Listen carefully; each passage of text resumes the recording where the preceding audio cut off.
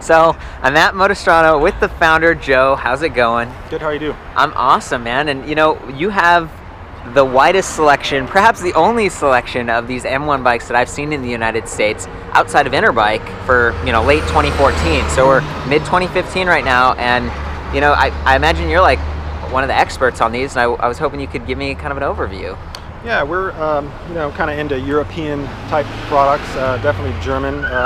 Germany itself is a huge, center of e-bike-ness and e-bike technology. Cool. And stuff. And, M1 is an interesting company. The e-bikes actually come out of the founder's own interest in e-bikes. They actually specialize in much bigger and theoretically more important stuff like developing carbon fiber for race cars and BMW and stuff like that, but they believe full-heartedly in e-bikes. Okay, and this looks like a carbon fiber model right behind you. Yeah. Can I zoom in on this? Absolutely, that's the Erzberg. Okay, 650B. 650B. Yeah. This is the sort of basic model of the Erzberg with the carbon fiber frame. It rides really well. It's got this Suntour suspension front fork and a Suntour rear shock. I actually like it a lot. We've got another Erzberg over there with Fox suspension on it. Do they do it that way, or did you kind of build these up yourself? No, this is the different models that they develop. Yeah. Wow. And Shimano components, SLX. Of course, it uses the hub. Yeah. What kind of drive system is that? It's Is this a Ghost Swiss or something? It's a BMZ motor, I believe. Okay. And if you recall, that's sort of who they were connected with at Interbike last year, the Swiss guys and BMZ and the German guys at M1. And the whole concept on their hub motor situation is interesting. Unlike a lot of e-bikes, it's not connected by wire from the motor and battery up to the controller. So this whole system is wireless. Wow. With a remote switch there. Okay, there we go. So that's like to change the assist level? Yes. These are pedal assist only, right? Correct. It's got a smaller capacity battery, especially because you see this is a full suspension bike. Yeah. That has the battery here in the frame, which is a little bit rare, or was rare up until Bosch came around. Yeah. But for a hub motor system, it's really a small area to put a battery. So they have a small capacity battery, and then each bike comes with 2 batteries. Okay. Wow. Yeah. When you say small capacity, what are we talking about here? It's like 5.76 amp hours, and I imagine 36 volts. Yes. Probably. Okay. Yeah. Lithium-ion batteries, probably. How much is this one? And is this a 2015 model or?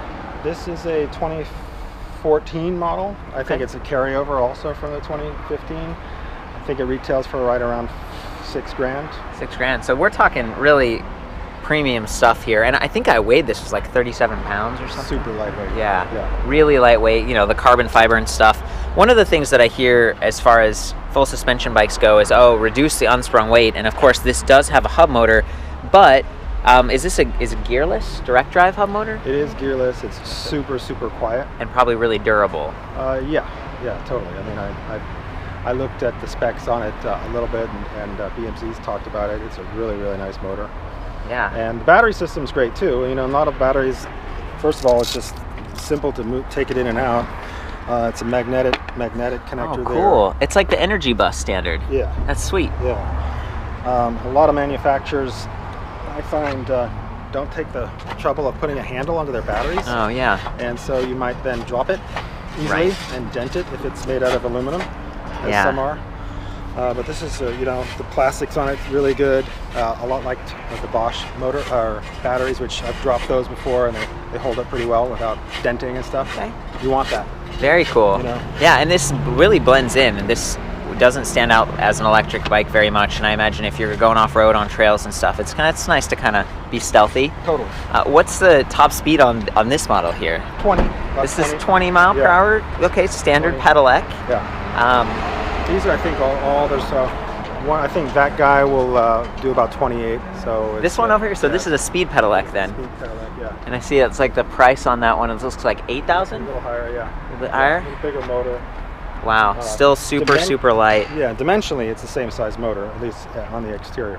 What is the motor like wattage? 500. 500 I think I think max output is something like 750 or so, but it's toned down to 500. Wow. So it's kind of the Speedpedelec version. That's awesome. Yeah. That'd be fun off road.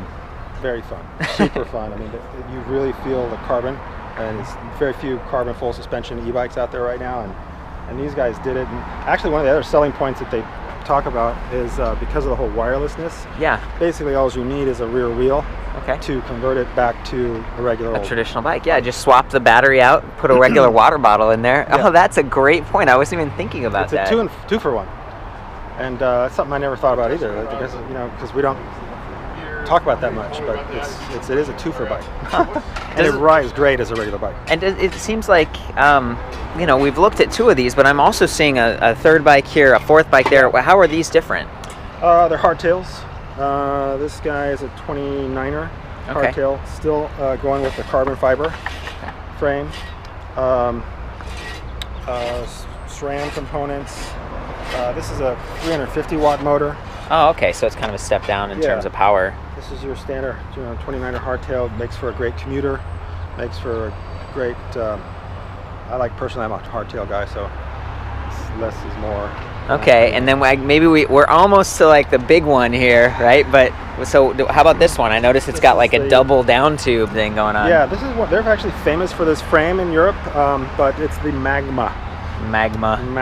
And, tons of carbon. It's just known for being a really super rigid frame. I mean, there's so much going on there. And is that a benefit of carbon? Like, look, we got aluminum alloy and different grades of that, and then there's chromoly steel, and then there's carbon fiber. So is this compared to those other two? I mean, steel's known for like vibration dampening, right? Yeah. A little bit. So what is carbon fiber great for? Carbon fiber, a little bit of vibration dampening also, but in a different way. More in an organic kind of feel, connecting you with the bike. Yeah. So stiff and it's like responsive, but it's kind of like not metallic and twangy. Okay. And again, this is makes for a good commuter bike or just a good trail bike. Yeah. And, same setup with the rear hub motor. Got the remote lockout. I love that, internally routed cabling and stuff.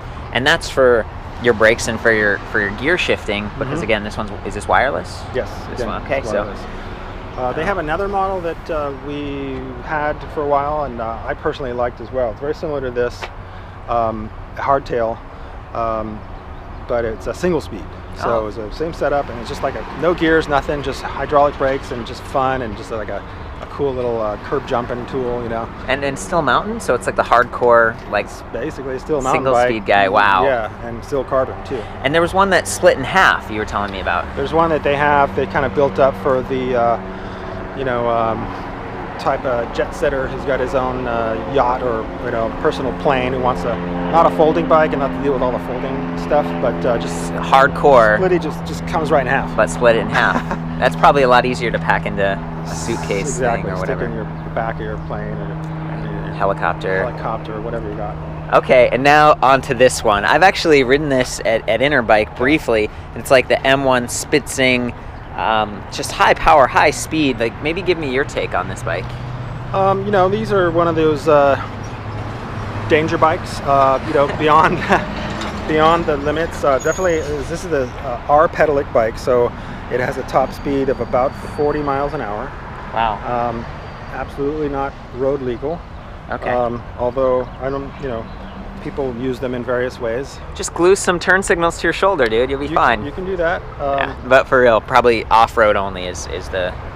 Yeah, that's off-road, how they sell or it. Maybe you have your own private e-bike racetrack, or you can take it to the track, or people use it for various reasons. Gated neighborhoods. Gated them. I mean, you can take them to off-road riding areas, OHV places, and use them that way. And in Germany, is this a big thing? Like, where?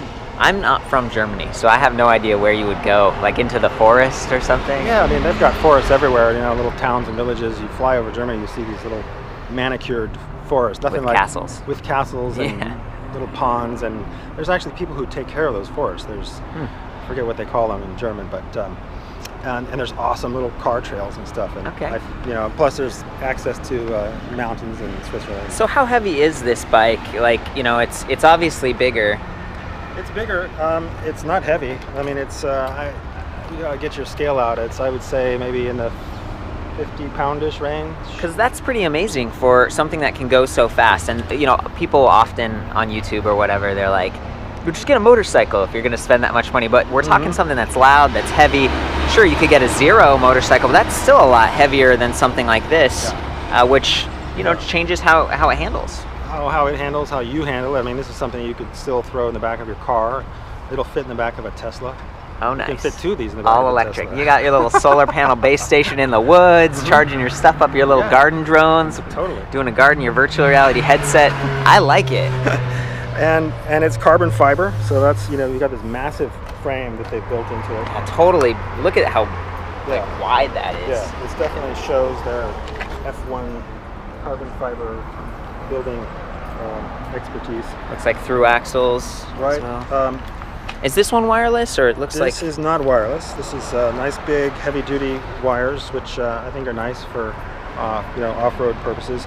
It's got a huge battery, 48 volt. It's a 17 amp hour battery. Wow. Yeah, it's 877 watt hour, so we're almost at a kilowatt hour. You gonna take it off there? I'll take it off and show you how it comes off. It's pretty easy. Sweet. As long as I can get the key in. There's those internally routed cables. And this is a mid-drive motor. Do you want to tell me the advantages of that? Well, Yeah, well, all the weight's down there in the middle of the bike. It's not, the motor's not on the wheels. You can use any kind of wheels you want to use. And it's just a more efficient use of stuff that you're going to do when you put a motor on a bike. You can put a much smaller capacity thing. It's directly connected to your own legs, right, and your own weight, so all the weight stays there. And this motor actually makes a wonderful sound. Really? I gotta say, to me it sounds, I liken it to like a little e-bike Ferrari. That's sweet. It's cool. I mean, this is for somebody who doesn't want to have limits. We have a motorcycle following and background, and so we got guys who want the lightest, you know, most powerful, most awesomely engineered thing that they can get, and you know, a lot of that does come out of Germany. Right. Well, you might be biased on this next point, but I'm familiar with Stealth. They're also pretty high performance, fast, from Australia. Yeah. So, what are your thoughts on something like this versus Stealth Bomber or whatnot? I mean, one big complaint about the Bomber is it's sort of an actual motorcycle. It's got some pedals on it and stuff, but it's not something you'd normally want to pedal unless you just ran out of juice in the middle of Moab, which you're not supposed to be there anyway. Well, it's a lot heavier too, right? Because it's like a 100-pound bike versus maybe 50, 60. It's about 100 pounds. It's also power on demand or throttle based. Versus assist. Versus pedal assist. What kind of assist sensor does this use, you know? I don't. I forget. Is it pretty responsive, like when you're... Yeah, extremely responsive. It does have a little bit of lag time before it kicks in. Okay. Because it is a kind of a rocket. Yeah. And then when it gets going, it's nice. Tons of fun. And also the Bomber, I suppose, has that unsprung weight because you got the big hub in the rear, and it's like a, you know, pretty big motor. It's just massy. It's you know, you feel it between your legs, and you're on it. It feels like a little motocross bike and stuff. Okay. Wow. Yeah, well, that's the battery. This feels like a.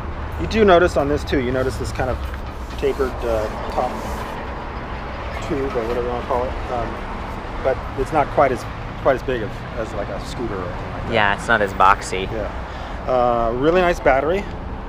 Nice casing to it. It's huge. Yeah. And it needs to be because it's, you know, 17 amp hour, 877 watt hour. A little checker there turns it on. A little LED indicator. Yeah. I noticed there's also kind of like a louvered push guard or a nice little bash guard thing. Placed for the battery. And it's also got the EnergyBus magnetic sensor. So I imagine you can charge the battery on or off the bike. Yes. Always fun. How much is this one, dare I ask? This one, as it's set up with the XT and the R-Pedelec, is about 11 grand. 11,000 bucks. Okay. Yeah. And R-Pedelec, what does that mean? I heard you say that earlier. Racing.